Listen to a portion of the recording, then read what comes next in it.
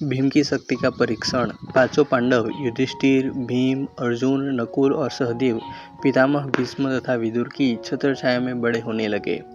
उन पांचों में भीम सर्वाधिक शक्तिशाली थे।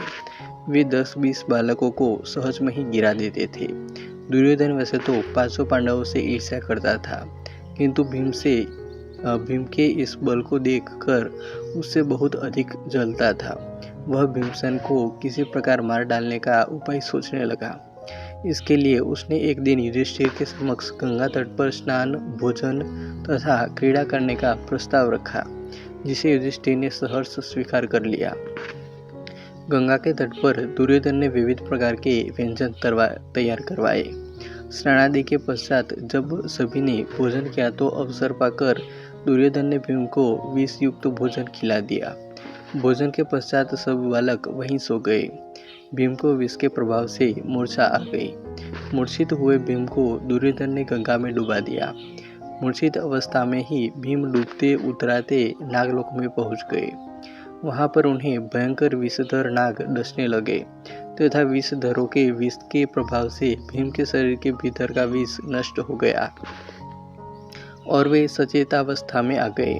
चेतना लौट आने पर उन्होंने नागों को मारना आरंभ कर दिया और एक के पश्चात एक नाग मरने लगे।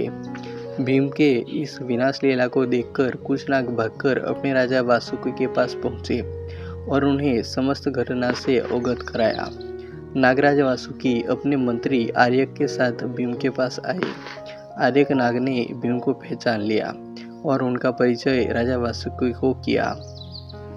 वासुकी नाग ने भीम को अपना अतिथि बना लिया।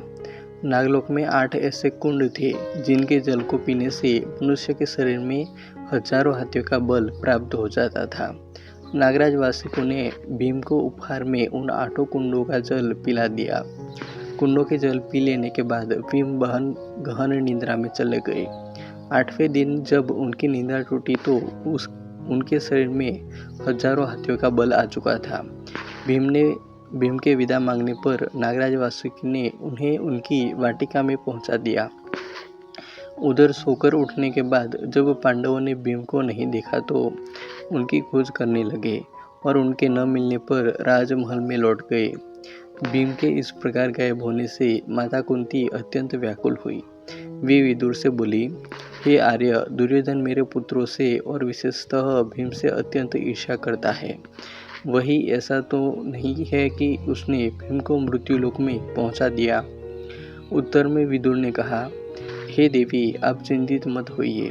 भीम की जन्म कुंडली के अनुसार यह दीर्घायु है तथा उसे अल्पायु में कोई भी मार नहीं सकता। वह अवश्य लौट कर आएगा। इस प्रकार हजारों हाथियों का बल प्राप्त करके भीम लौट आए। कहानी अच्छी लगी हो तो ऐसी ही और कहानियों के लिए वीडियो को लाइक, कमेंट और शेयर कर दीजिएगा और चैनल को अभी तक सब्सक्राइब नहीं किया हो तो सब्सक्राइब कर लेना। मिलते हैं और एक वीडियो में। जय हिंद, वंदे मातरम।